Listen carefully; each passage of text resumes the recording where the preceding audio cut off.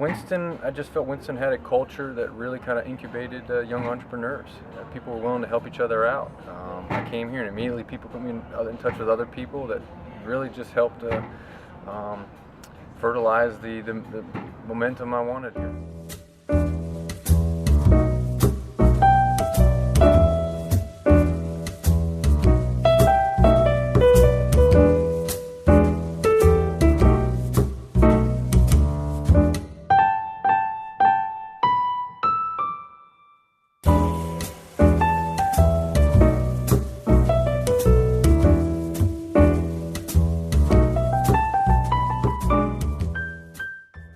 I'd had many years of experiments and experimentation,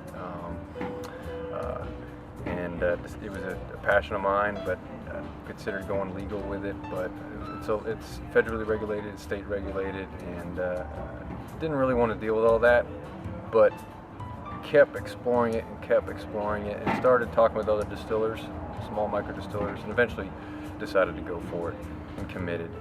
And that was about 5 years ago, and the money was spent about 3 years ago. Okay, so this here is an alembic still from Portugal. This is a 120-gallon still, which is super tiny by comparison to most distilleries, and this is where we make our rum. This is sort of the most basic distillation that there is. So we heat the mash that we've made from the molasses to about 174 degrees. It evaporates, draws down, and recondenses, and then comes out this parrot right here, and that's where we collect it. If you look at the old, most of the old livery stuff for distillers in London and things, it's always got a rain cloud, because essentially the basics of distillation is creating this rain cloud over here to condense things. So just because the state commission, ABC commission, has approved your product, doesn't mean that a local board is necessarily going to pick your product up. So I still have to promote myself to those local boards and convince them that, hey, my product will sell.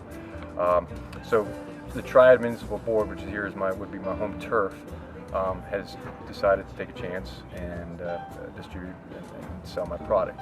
I think that any time that you investigate anything, be it especially in the culinary arts world, and I've had a lot of conversations with friends about this who are interested in, who are chefs who've become farmers. I think you get to a point, obviously I don't know everything there is to know about craft cocktail bartending, but I got to a point where I was really interested in taking it a step back and then and learning about how this process is made. And it's been really crazy to bartend with my own gin and work out drinks with it and sort of see the strengths and weaknesses of it. And it's made me look at the spirit itself in a whole different way.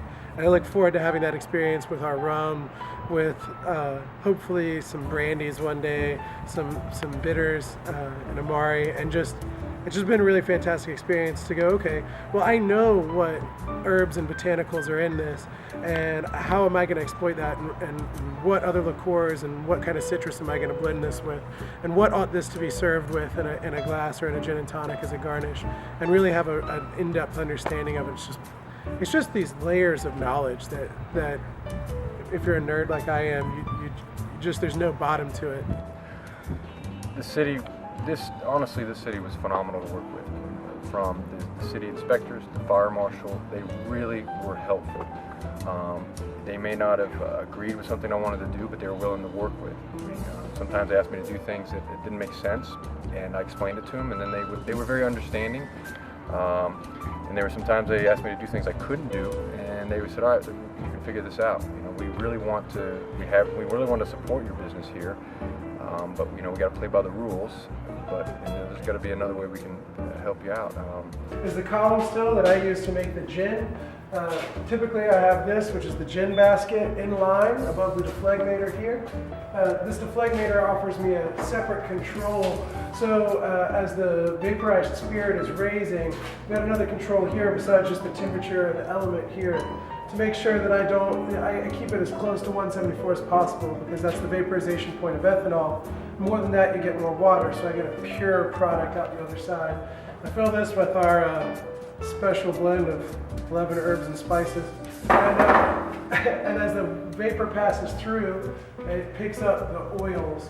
And that's one of the most difficult things about trying to have consistency in gin, is taking samples and trying to make sure that this particular batch of juniper berries has the same amount of oil as the last. We look for different things. We try and get our coriander from Russia, which is in more of the provenance of lime. That's where a lot of the citrus flavor that you're used to and gin comes from. And then this is the condenser here, and then once again it comes out this side. We've toned down the juniper. We brought up the citrus, and there's one botanical in there, adds a nice little sweet finish. But it has some unique little floral notes in there. And we decided to go with a 94 proof, so it punches through in a cocktail and just doesn't wash out. Which I encourage people to come by and actually taste what a juniper berry tastes like. People think that it just tastes like pine needles. In fact, there's a warmth and an orange. There's a lot of orange flavors and earthiness that's at the back of a juniper berry when you actually taste it. And those are some of the things that I try and pull out when I'm at my best. We also use coriander, like I said, which adds some of those lime citrus flavors. Lemon peel, which actually adds more of a roundness and an earthy flavor. Licorice root, which actually adds sweetness, but without, at the amount that we're using, it doesn't have a whole lot of that licorice flavor, that anisey flavor that people are used to. The distillation process, that due to it being such a small batch, is we can definitely control to find. So the difference between small batch stuff and mass-produced stuff, a lot of times, is the fact that small batch stuff is made by people who don't know what they're doing. I personally have tried to put in a whole lot of diligence and get it right, but one of my heroes is the guy who makes the gin for Beefeater, and they make 3 million cases a year. There is a way, if you're using the right methods, if you're still using the same methods of the vapor distillation or compound distillation, you can create a really great product. The problem is you have a lot of mass-produced people who are actually just extracting oils and then adding those oils into vodka and calling that gin. And that makes a really terrible product. But there are some people who mass produce that I have a lot of respect for. Tanqueray, Beefeater, Plymouth, they make millions of cases a year and they make an absolutely fantastic product. So really, I think it has more to do with the earnesty with which you're doing it. Right now, I would love for this distillery to be 10 times the size that it is if we had a demand and the money to do that. But right now, this is the size that we are, and we're hoping to grow, and I'm hoping to maintain quality and consistency throughout our growth.